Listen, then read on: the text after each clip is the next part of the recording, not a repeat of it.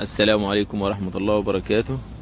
النهاردة هصور لكم شجرة الجوز او شجرة عين الجمل.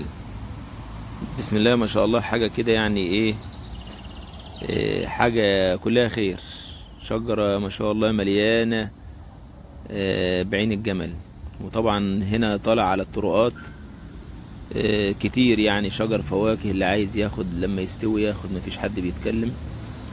احنا طبعا في شهر 7 بس هو لسه يعني مستواش. هو بيستوي تقريبا في شهر 9. حاجة ما شاء الله، الشجرة كلها مليانة بآلاف الجنيهات. وطبعا ديت البذرة او ال- الحاجة الثمرة اللي هي بيطلع منها عين الجمل. طبعا لما بتستوي بتنشف وتبدأ تفتح ويطلع منها عين الجمل. حاجة ما شاء الله. يلا قلنا نصورها للي حابب يشوف شجرة عين الجمل. تحياتي للجميع والسلام عليكم. عين الجمل فيديو.